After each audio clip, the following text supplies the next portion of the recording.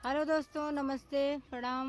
और आज दोनों बहनों लेकर आए हैं सास दामाद वाला जो वायरल हुआ है, और सास जो है दामाद को लेकर भाग जाती हैं, उसी के ऊपर गीत लेकर आए हैं हम दोनों। और गीत बहुत ही सुंदर है, फुल वॉच करना आप लोग। और चलते हैं अब गीत के ऊपर लेकर। तो देखिए, में बताना गीत कैसी लगी। देखिए कि समाज को कितना गंदा कर रही हैं सास लोग, जो दामाद को लेकर फरार हो गई हैं। तो बस उन्हीं के ऊपर ये गीत है। से आप सब सुनिए। गीत के माध्यम से आप लोगों को हम सुना रहे हैं, और आप लोग कमेंट में बताना ये गीत कैसा लगा। लजिया न लाग हो दामाद लैके भाग गई, लजिया न लाग हो दामाद लैके भाग गई, शरम न लाग हो दामाद लैके भाग गई, माई छिनार हो दामाद लैके भाग गई, माई छिनार हो दामाद लैके भाग गई।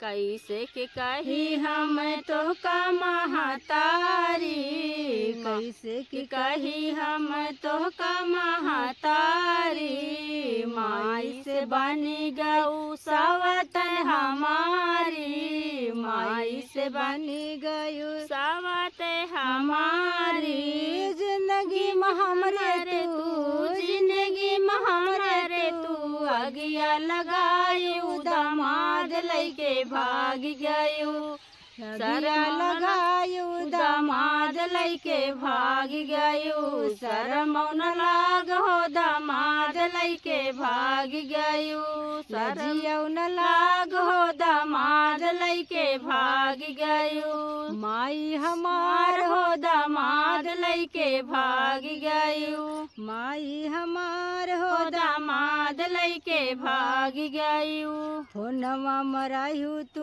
तो रोज बतियात हो, फोनवा मरायू तू तो रोज बतियात हो, मीठी मीठी बतिया माली हलू फसाई हो, मीठी मीठी बतिया माली हलू फसाई हो, अपने पति का दिहलू, अपने पति का दिहलू, जिए तैमुआई हो दामाद लैके भाग गयू, माई छिनार हो दामाद लैके भाग गयू, लजिया न लाग हो दामाद लैके भाग गयू, शरम न लाग हो दामाद लैके भाग गयू, रोअत बिटिया रे पीट कपार हो, रोअत बिटिया रे पीटत कपार हो, कैसे कि माई कैसे कि संवरिया जिंदगी हमार हो, कैसे कि संवरिया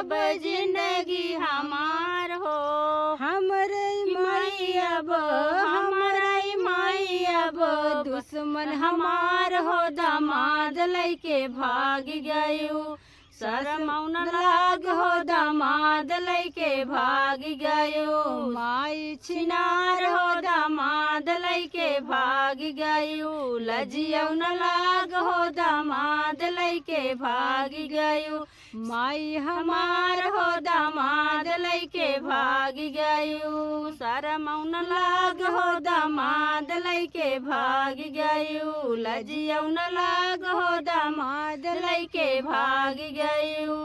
तो दोस्तों, ये था सास और दामाद के ऊपर गीत। फिर मिलता है नेक्स्ट वीडियो में, अगले वीडियो के साथ मिलते हैं धमाकेदार। और सबको राम